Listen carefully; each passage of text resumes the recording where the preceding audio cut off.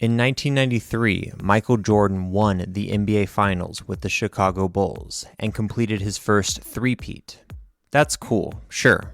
But more importantly, Capcom released Mega Man X in 1993 for the Super Nintendo Entertainment System. In this review, I'm going to explain why Mega Man X is one of the greatest video games ever made. I'm going to go into detail about how the game's historical context, controls, level design, combat, music, art direction, and storytelling all come together to create something truly special.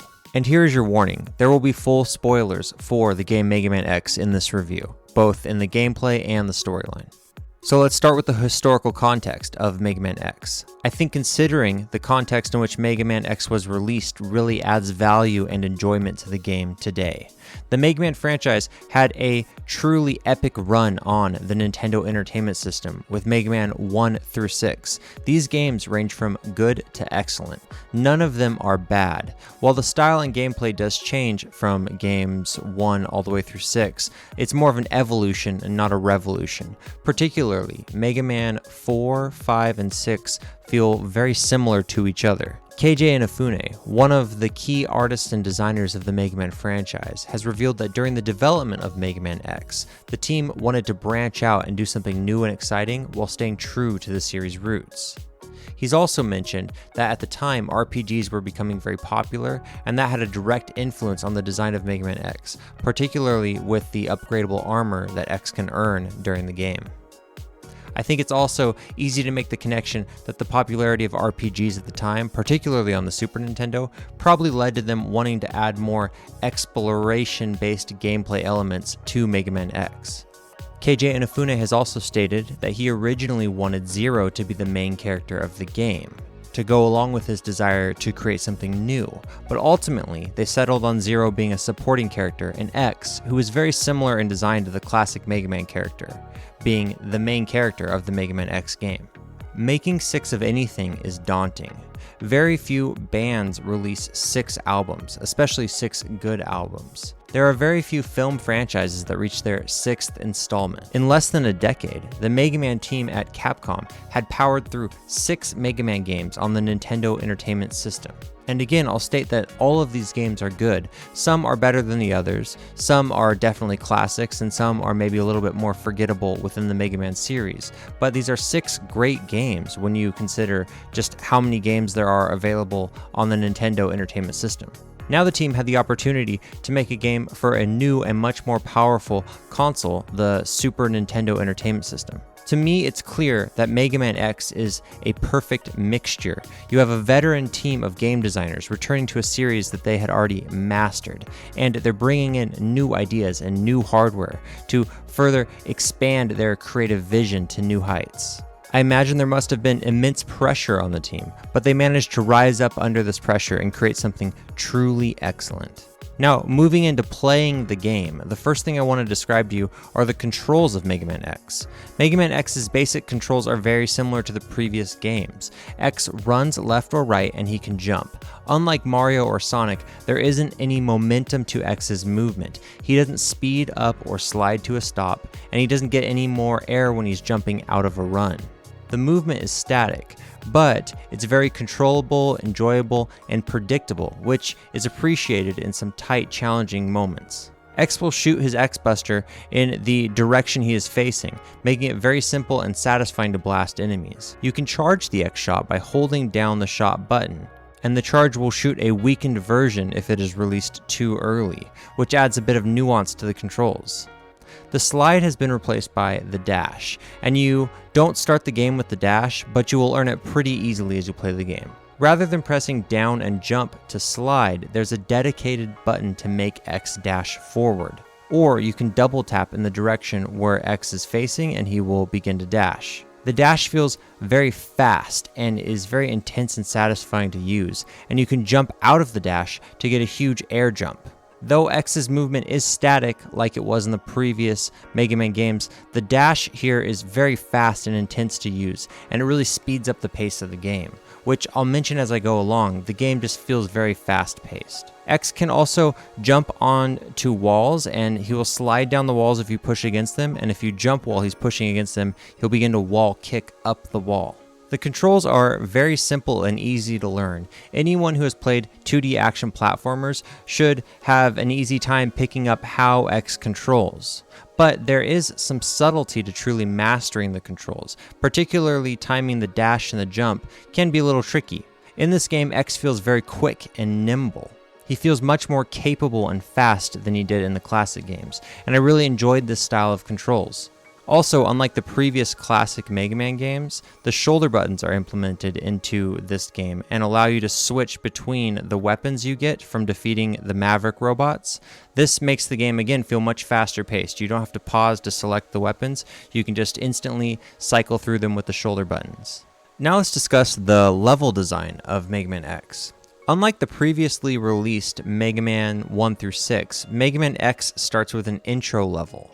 I think this intro level is a masterclass on showing game designers how to show players the nuances of the gameplay rather than just simply telling them. There's no tutorial, there's no text or dialogue that tells you how to control Mega Man or use his moves, but the game seems to teach you a lot of what you're going to need to know intuitively.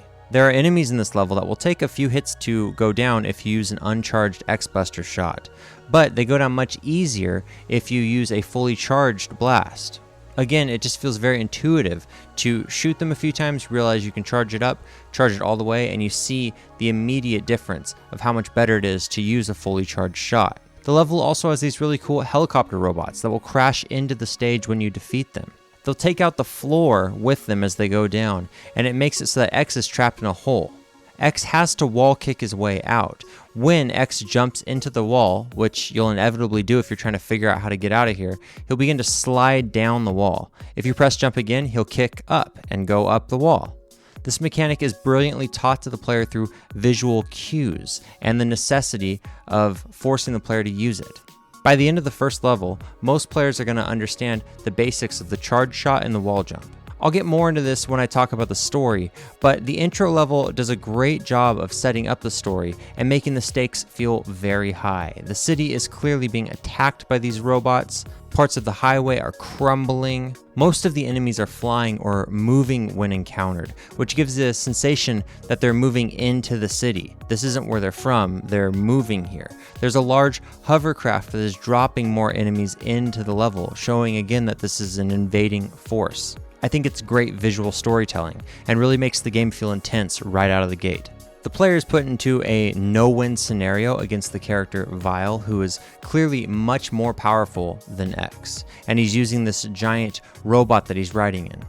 Zero comes along and rescues X, showing us that Zero is much more powerful. There's very little dialogue, but we immediately get a sense of who X is, and we understand that this is an intense new setting. Next, you're hit with the classic Mega Man level select. In this game, the Robot Masters have been replaced by the Mavericks. These are combat robots based on animals.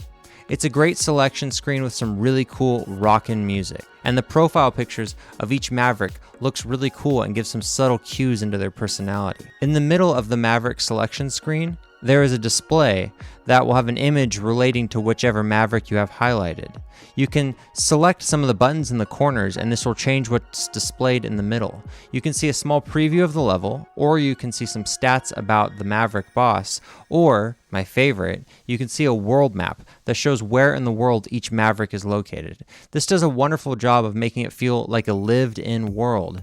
This Maverick robot selection screen really made me feel like I was X looking at a computer screen and deciding where to go. It's a really cool visual storytelling showing that X is picking which Maverick to go to and they're in a real place in the world.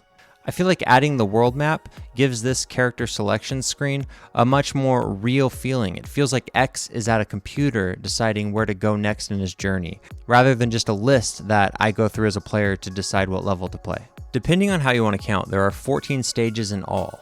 There is the intro level, the 8 Maverick levels, 3 stages in Sigma's Fortress. There's also one final stage, but it's pretty short and just a straight shot to the final fight with Sigma, so I don't really count it. Mega Man X is definitely shorter than some contemporary games like Super Mario World or Donkey Kong Country, but Mega Man X does a great job of packing the levels with great design, particularly these 8 Maverick levels. Primarily, the stages are designed around running, jumping, and shooting, and Mega Man X does a great job of keeping these core ideas very interesting in its level design. Whether it be the conveyor belts in Flame Mammoth stage, the rising platforms in Storm Eagle stage, the lights turning on and off in Spark Mandrill stage, or the wild minecart rides in Armored Armadillos stage, the game is constantly throwing unique gimmicks at you to keep the platforming fresh. Launch Octopus's stage brings in that classic floaty water physics, but it makes it way cooler since you can surface in and out of the water at certain points. It's especially cool when you can surface and fight a boat that is floating on the surface of the ocean. If you defeat the boat, it will crash into the ocean floor and reveal a secret area with an alternative fight. This leads me to my next point. Not only do the levels do a great job of keeping things fresh within themselves, they have tons of secrets and unique ways the players can interact with the environment. Beating Chill Penguin stage will freeze the lava in Flame Mammoth's level. Defeating Launch Octopus will cause the underground cave to flood in Sting Chameleon's level. Completing Storm Eagle stage will cause wreckage from Storm Eagle's aircraft to land into Spark Mandrill stage. This is really next level game design. There's not a lot of games that pay this much attention to detail and have all the levels kind of interact with each other in some subtle ways. There's also tons of secrets, from heart containers that expand X's health to energy tanks that can be charged up and used to refill X's health, and most notably, armor that X can acquire that adds new abilities, like the previously mentioned dash. The dash armor isn't really hidden. In one of the levels, you will automatically run into it as you play through. These armors add a lot to the level design. The dash armor can help you access certain areas, and there's a helmet that X can get that will allow him to break some blocks and reach previously unreachable areas. Like the previous Mega Man games, defeating bosses will give X new weapons that he can use to attack enemies. And these weapons can help you access some of the secrets, particularly the boomerang weapon can be used to grab some secret items. Now, if you feel like this is sounding like a lot of backtracking, that's fair, it is a lot of backtracking, but it's really well done here because of a couple of great design decisions. For starters, none of the levels are very long, and with the exception of a mid-boss, there aren't really any areas where you're forced to wait. I found that as I got better at playing the game, particularly using the dash and the right Maverick weapons, I could really put the pedal down and zip through these levels, which was satisfying. It made me feel like I was getting better at the game. Another brilliant design decision is the armor that supercharges the X-Buster. Once you get the supercharged X-Buster, X will learn an attack that will allow him to add extra charge to the charge shot and charge up the Maverick weapons. It is a little bit overpowered, but it makes replaying the levels a blast. You can really just destroy a lot of these enemies once you have this weapon, but you won't be able to get it right away. Another brilliant design decision was the way that the intro level sets X up as a weak character who actually feels quite a bit slower at the start of the game. Then, as you play through these levels a couple times and begin to get more of the items, you feel that X is really fast. So though you are in some of the same areas you've seen before, it feels fresh because X feels so much stronger and faster. It's also worth mentioning, and I'll go more into this later, that the music is excellent, and I really didn't mind listening to these songs over and over and over again. It feels like X really grows as the player gets better at the game.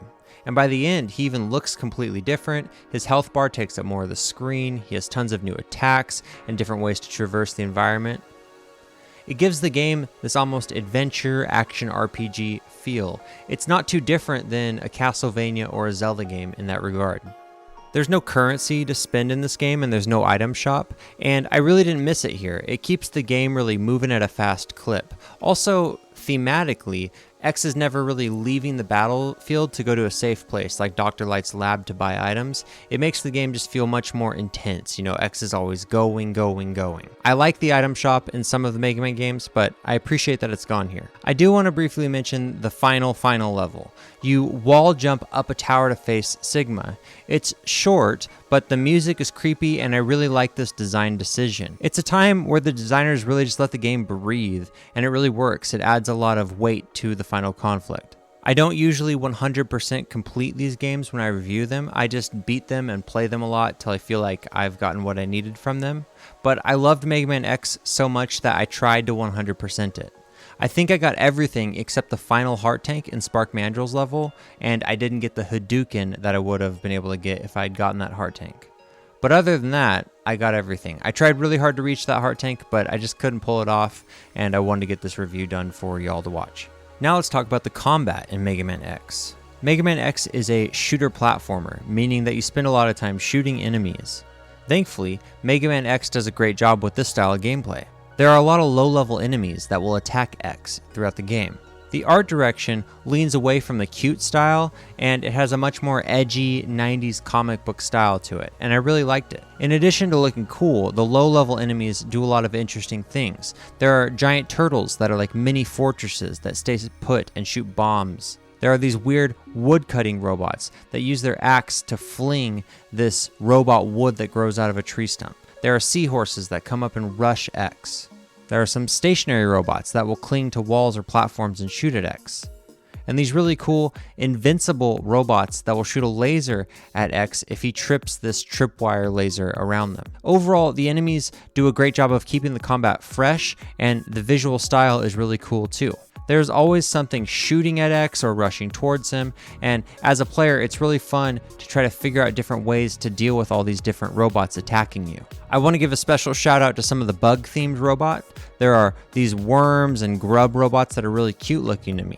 And I really like the robot woodpecker that's picking the robot bugs out of the robot trees. Even writing this sentence, it really dawns on me just how creative and unique this world is. Again, there's these robot trees, a robot woodpecker, picking out a robot bug. It's really cool stuff. There are some returners here in this game, like the pickaxe throwing robots and the bats. Both have a little added 90s edge to their design. But the classic bat is in Armored Armadillo stage as a little bit of an Easter egg. Also, the Mets are here.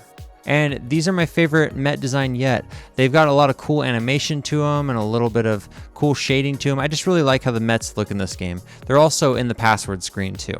There are some great mid-bosses here. There's a giant underwater sea snake that's really cool and has a special mention because you get to ride it while you fight it if you want. I love the weird slime robot too. It has an attack that will glue X to the ground. And my favorite mid-boss is actually hidden in Sting Chameleon stage. You can find this cool green robot with claws. It has great animation with the spinning claws, and it can really damage X if he gets a hold of him. Also, it starts to smoke when you get closer to defeating it. The star fights of the game are the Maverick fights. Each one of the 8 Maverick fights has something unique to it, whether it be a larger battle arena, things they can hang on from the ceiling, or just the completely different styles of attacks that they each use. Storm Eagle does some really crazy stuff like flying across the screen and puking up an egg full of small baby bird robots. Boomer Kuwanger does this creepy disappearing, reappearing dash. Spark Mandrill and Sting Chameleon both hang from the ceiling, and Armored Armadillo just goes crazy and bounces all around the screen. Each one of them does something unique and creative. Like the previous Mega Man games, you can gain a huge advantage if you use the right weapon against them. And this game takes it to the next level by adding in some really cool status effects. You can use the boomerang to cut the tentacles off Launch Octopus, or to cut the trunk off of Flame Mammoth. You can use electricity to shock the armor off of Armored Armadillo, or you can use the Ice Blast to freeze Spark Mandrill. There's just so many cool ways to interact with these bosses. Some people may say that the bosses are too easy if you use the right weapon against them, and I understand that criticism, but ultimately that is your decision as a player. If you want to just use the X-Buster, you definitely can, but I think it's a good way that the game rewards players for really researching or doing trial and error. You can find a way to get past these bosses, and they can be extremely challenging with the X-Buster, and so it's just a cool way to give more options to the player and really reward players who dig deep and try to figure things out. After defeating the 8 Mavericks, it's time for Sigma's Castle. These levels are very similar to Wily's Castle. The first level is great. It has some really challenging platforming that you have to get through to get inside of the castle, and then a great cinematic encounter with Vile. The first level of Sigma's Castle concludes with this fight against a giant robot spider. It does something really interesting in that the poles in the background telegraph where it's going to go, and so there's quite a bit of strategy to getting around its movements and blasting it. Sigma's Castle doesn't include the traditional boss rush of the previous Mega Man games. Instead, the Maverick robots are scattered throughout Sigma's Castle in a predetermined order. I actually didn't love this. I missed the classic Mega Man boss rush, but this was still cool and it didn't really necessarily hamper my enjoyment of it. I just prefer the traditional style of the boss rush. The second Sigma level has an interesting boss fight. It's one of the boss fights where the boss is built into the room that Mega Man is in. The walls can kind of close in and you have to shoot a moving part of the robot without sliding down to the spikes, or the eyes open up and you have to shoot the eyes. It's a cool fight, but it is a little bit easy, though I still liked it. The third Sigma level has a great boss fight against this giant robot head that's floating around in two chunks. The top part of it has the teeth and the bottom part is a platform. It moves around a lot. It tries to trick you into falling into it and getting crushed. I found this boss fight to be very creative and challenging, and I really liked it. Lastly, you get to the final fight with Sigma. And again, I'll mention it has a very intense quality to it in that you're wall jumping up this tower to get to it, and the music is kind of creepy. There's 3 phases. The first phase is where the dog attacks you, and then there is a fight where Sigma has a lightsaber and he dashes around the room, and then a final fight where his disembodied head blends into the background and the room is attacking you. All 3 of these phases are distinct from each other, and the second 2 are very challenging. Sigma hits really hard, and just a couple mistakes can get Mega Man killed, even if you have that larger health bar. Personally, I found this final fight to be the most challenging part of the game, and I think it's the perfect place to place such a challenging fight. Speaking of challenge, I think Mega Man X nails the difficulty. It is pretty hard. There are a lot of enemies that can attack Mega Man, tons of platforming over instant death traps, and especially in the early game, X takes a lot of damage and can die easily. It's balanced well because X can move around really fast, you can practice the abilities and really figure out how to nimbly control him and dodge things. There are tons of different ways X can become stronger, whether it be through the armor or the heart containers, the E-tanks. So there are options to balance out the difficulty. Overall, I feel like they nailed the difficulty curve here. To me, it was just right. Some may say that Mega Man X is a little too easy, especially if you've played all the other Mega Man games, which I did just play Mega Man 1 through 11, and so I'll admit I didn't die a lot. But I think that the maybe softer difficulty of it is balanced out in a fun way with the exploration. There's a lot of fun to be had here, even if you're not, dying, and trying the same challenge over and over and over again. I had a lot of fun here, and again, I'll say that the difficulty here I felt was balanced really well. Overall, the combat and level design of Mega Man X is excellent. The game is original in its design, in the way that it adds unique art style of the robots, unique attacks with the boss fights and the enemies, and a lot of cool exploration. But it also feels like it fits in perfectly within the Mega Man tradition of being a 2D action platformer. There's tons of optional exploration and item gathering that can really change how you approach the game. And the boss fights, especially at the end, hit really hard and add a fun challenge to the game. Now let's talk about the story of Mega Man X. I don't want to go too deep into the lore of the game. Even though I think that's really cool, I want to try to take the game's story as it is presented just through the game. I think video games can really create a sense of being in a place and a deep emotion through the visuals and the gameplay. And I just want to kind of gather and evaluate the story as much as I can just from what I played going through the game. You get an intro where it explains that someone named Dr. Kane has found a robot made by Dr. Light. Dr. Light has left a message saying that this robot is too dangerous and it needs to wait 30 years before it can be awakened because this robot has the ability to think for itself.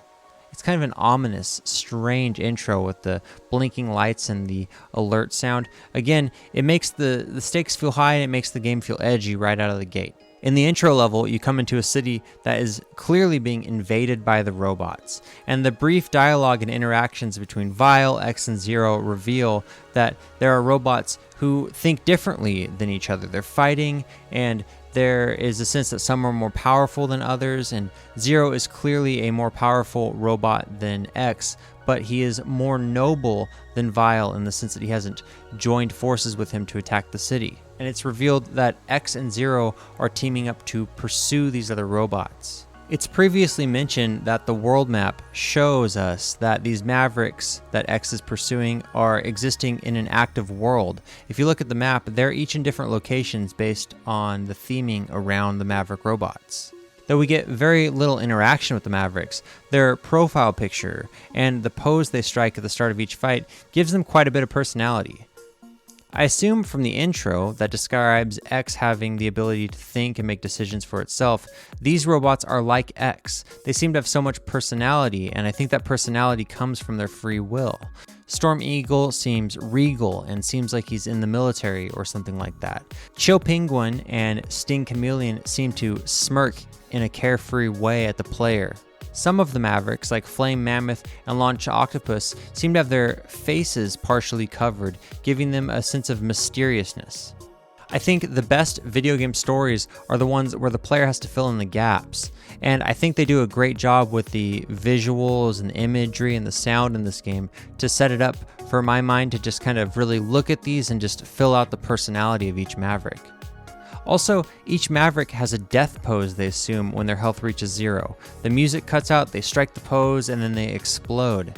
I don't know what the larger lore says about these Mavericks, but it feels like when you defeat them, it's a very final, serious moment. Zero, though minimally in the story, left a big impact on me. He meets X at the start of Sigma's castle, and Zero and Vile begin to fight before X reaches them. Vile is a flat character. We learn little about him just from this game, but he seems to be the opposite of Zero. They're both powerful, but Zero is selfless and heroic, whereas Vile seems to be, that cocky, evil character pursuing power. Here at the end, again, Vile captures X in the claw of his giant robot, and again, Zero rescues him, but this time Zero has to blow himself up to rescue X. Vile casually recognizes Zero's heroic sacrifice before confidently attacking X. This makes it that much more satisfying when Vile's health reaches 0 and he strikes that death pose and explodes. Moving forward, we see Zero. Everything about this moment, the blood flowing from Zero's lips and the way that he turns away as he dies, all work together to make this feel like a tragic, heroic death. The final battle with Sigma is very interesting. The game really doesn't show us a lot of Sigma. It's not a particularly long cutscene like something you might see in a role-playing game or a Metal Gear Solid game, but I think right here we actually get to see a lot of Sigma, and really Sigma has quite a bit of character to him. He's the leader of all the destruction we have seen. He's the one that X has been pursuing this entire time. He gets very little screen time, but there's a lot of characterization. He's led this robot rebellion. I think Sigma is clearly inspired by the character Colonel Kurtz in the film Apocalypse Now. In both films, the main character is pursuing this leader of a rebellion, someone who has betrayed the military and is leading a rebellion, and the main character is pursuing them, and they're both bald and just very strange. When you meet him, he says he's going to let his dog attack you because he doesn't want to deprive his dog of the fun. But when you kill his dog, he's not sad at all. He actually says, "Good job." The smirk on his face and the confidence that he has when he attacks you show that he's almost got this kind of hardened, sociopathic, warped sense of morality. Again, it really reminded me of Colonel Kurtz in Apocalypse Now.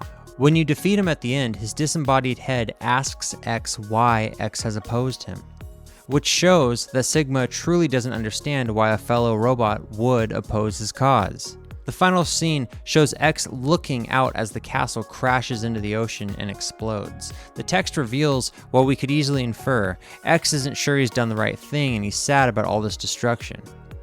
He's alone. 11 robots, Zero, Vile, Sigma, the 8 Mavericks, they're all dead now, and X is alone here at the end of the game. The final scene shows X running back along the rebuilt highway from the beginning of the game. It's a very bittersweet and sad ending. Again, they have shown us so much story and so much characterization with very little dialogue. And I really like this. I think it's ultimately a really great storyline because of how they did so much with so little. Now at the final end moment, if you wait through all the credits, you're going to get Sigma showing up on the screen saying that he will return with some creepy music, which is an interesting way to end the game. I didn't love this. I wish that it had just said the end and then we could figure out that Sigma's back in the next game, but whatever, it doesn't really ruin anything for me either. Now, let's talk about the music in Mega Man X. It is excellent. It is not really the poppy, catchy stuff from the previous games. Instead, they really emulate the guitar tone on the Super Nintendo hardware. And the music is much more of like a power rock, driving, almost kind of like 80s rock, hair metal kind of sound to it.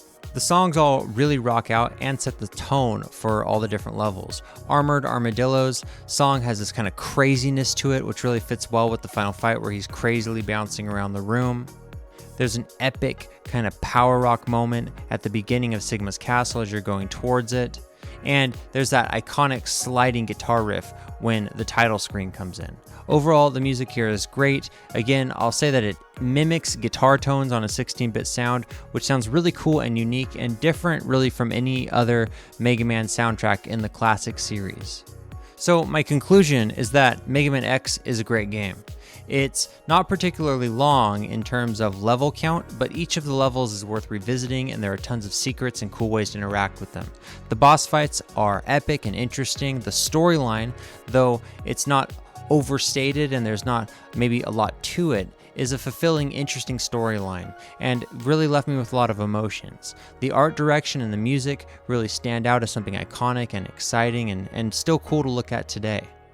I'll briefly mention that I am somewhat nostalgic for Mega Man X. I did own it when I was younger, but I never beat it. I foolishly sold it at a garage sale. I don't know why my parents let me do that, but I did own this game. I really liked it. It wasn't the first Mega Man game that I played, but I really liked it, really enjoyed it as a kid. Revisiting it now, it's better than I remember. It's really aged basically perfectly, and I like it more today than I did when I was younger. So with all that being said, I'll say that Mega Man X gets a 10 out of 10. I loved the game. Let me know down below in the comments if you agree with me, if you think Mega Man X is a great game, or if you think it's overrated. I'd love to hear from you. And please give this video a like and subscribe to the channel. Thanks so much for watching, and I hope you have a great day.